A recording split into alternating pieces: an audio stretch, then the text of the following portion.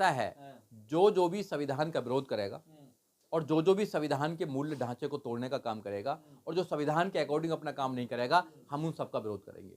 हम संविधान को इस देश में पूर्ण रूप से लागू कराने की मुहिम चला रहे हैं और ये पूर्ण रूप से चालू होनी चाहिए, क्योंकि बाबा साहब डॉक्टर अंबेडकर का सपना इस देश को बुद्ध में भारत बनाना था, इस देश को समता मैत्रिक भाईचारे के अकॉर्डिंग चलाना था, इस देश में मानव मानव एक समान की परिकल्पना करना था, वो नहीं हो पा रहा है। आज भी जाति देखकर कानून में काम होता है, आज भी जाति देखकर एफआईआर होती है, आज भी जाति देखकर किराए पर मकान मिलते हैं, आज भी जाति देखकर अगर कोई जाति का व्यक्ति किसी और जाति की लड़की से शादी कर लेता है तो कत्ल कर दिया जाता है, जो संविधान उनको गारंटी देता है कि आप किसी भी अपने पार्टनर को चुन सकते हैं। तो ये भेदभाव खत्म होना चाहिए। जाति के नाम पर जो भेदभाव होता है वो बिल्कुल खत्म होना चाहिए। और मोदी जी कहते हैं कि हम कास्टलेस कैशलेस सोसाइटी बनाना चाहते हैं। हम कहते हैं कैशलेस सोसाइटी बने मत बने, कास्टलेस सोसाइटी बननी चाहिए जिसमें कास्ट ना हो। बहुजन नेता अगर सीबीआई जांच करती है तो आराम से होने देते हैं, कोई दिक्कत नहीं होती, लेकिन कोई अपर कास्ट के यहाँ सीबीआई जाती है तो सड़कों पे तांडव मचना शुरू हो जाता है। ऐसा क्यों है आखिर? देखिए, चोरी और सीना चोरी, वो चोरी भी करते हैं और सीना चोरी भी करते हैं। वो जनता को बताने का काम करते हैं कि हम चोर नहीं है, सारा लूट रहे हैं, सारा पैसा लूट रहे हैं। जैसे अडानी का आप केस लीजिए, उन्होंने पब्लिक फंड को लूटने का काम किया और प्रधानमंत्री ने अपना सीना चौड़ा कर दिया कि 56 इंच का सीना मेरा, और भैया चोरी नहीं करी है, चौकीदार चौकीदारी कर रहा था। हम लोग कहते हैं कि चौकीदार ही चोर है, भैया चौकीदार ने चोरी कराई है, वो मानने को तैयार नहीं है। तो यहाँ पे चोरी और सीना चोरी का काम करते हैं वो लोग। मनीष सिसोदिया सीना चोरी कर रहे हैं, बिल्कुल सीना चोरी कर रहे हैं, चोरी करी होगी बिल्कुल। अगर वो कानून पर विश्वास करते हैं तो कानून को फॉलो करना चाहिए उनको, और कानून में इन्वेस्टिगेशन होगी तो जो दूध का दूध पानी का पानी आ जाएगा। डरते क्यों? सड़कों पर लेट रहे हैं उनके सारे नेता। हाँ, इसलिए लूट रहे हैं क्योंकि जो आदमी सत्ता में करप्शन को खत्म करने के लिए आए थे, आज वो खुद करप्शन कर रहे हैं। उनके नेता, उनके मिनिस्टर जेल के अंदर हैं आज की डेट में।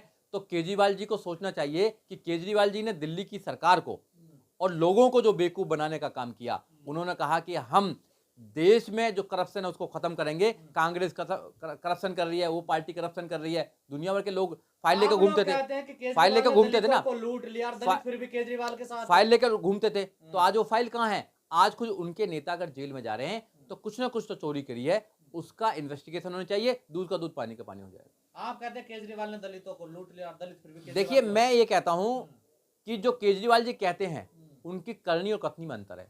वो बाबा साहब डॉक्टर अम्बेडकर कहते हैं कि हम आदर्श मानते हैं, और बाबा साहब डॉक्टर अम्बेडकर कि हम हर कार्यालय में मूर्ति लगाने का काम करेंगे और मूर्ति पे माला चढ़ाने का काम करेंगे। वो मूर्ति पे माला तो जरूर चढ़ाते हैं, मगर विचारों पे ताला लगाने का काम करते हैं। अगर कोई दलित जो व्यक्ति इस देश में नोटों पर लक्ष्मी और गणेश की मूर्ति लेके आना चाहता है, मैं उसको संविधान का विरोधी मानने को तैयार हूं, क्योंकि संविधान ये किसी धर्म की बात नहीं करता है। वो वोट तो दलितों के लेंगे, वो वोट तो मुसलमानों को लेंगे और बात हिंदुओं की करेंगे, तो ऐसे तो बात बनने वाली नहीं है।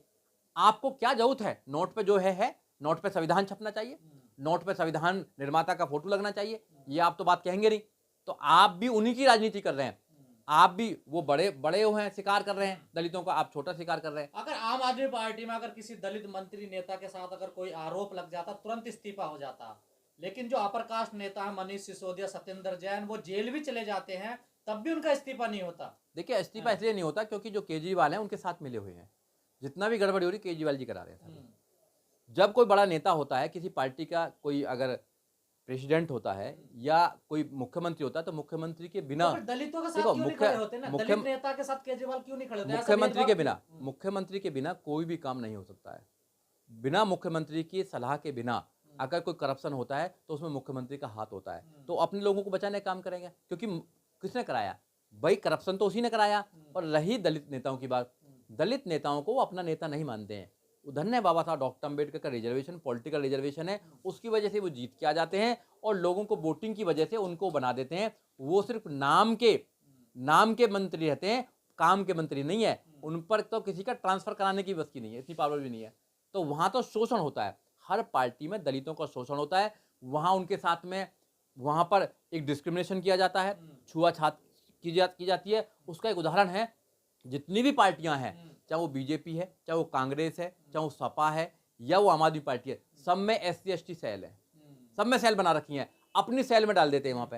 इट मीन्स कि ये राजनीतिक छुआछूत है। ये राजनीतिक छुआछूत है कि दलितों का कितना भी बड़ा नेता हो, अगर वो जाएगा तो उसको SC/ST सेल में डालने का काम करेंगे। तुम अपने लोगों में ही काम कर, वहीं मर तू हमारा नेता नहीं बन सकता है, तू इनका ही नेता बनेगा। तो ऐसे अपमान की वजह से अपने घर में काम करने की जरूरत है आपको, अपने लोगों के लिए काम करने की जरूरत है, अपने समाज में काम करने की जरूरत है, अपने लोगों को अवेयर करने की जरूरत है, अपने लोगों को बाबा साहब डॉक्टर अम्बेडकर के विषय में बताने की जरूरत है। आपको ऐसे लोगों की चमचागिरी करने की जरूरत नहीं है। एक आखिरी सवाल मेरा, आप लोग कहते हैं कि वोट दलित मुसलमान दे दिल्ली में, मुख्यमंत्री 3% वाले बन जाते हैं। अब MCD चुनाव हुआ तो जो महापौर बनी वो भी 3% वाले बन गए, तो देखो, वोट ही देते रहते हैं क्या? ये तो लोगों को समझने में थोड़ा टाइम लगता है।